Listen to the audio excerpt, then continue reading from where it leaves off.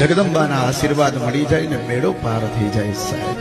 તો દરેક વ્યક્તિએ પોતે પોતાના કુળદેવીને હંમેશા યાદ કરવા જોઈએ સાહેબ. અત્યારે એવું થઈ ગયું છે કે ઘણા લોકો એમ કે માતાજીને માનવા નહીં એટલે આપણે માતાજીના ફોટા ઘરમાંથી કાઢી નાખીએ છીએ.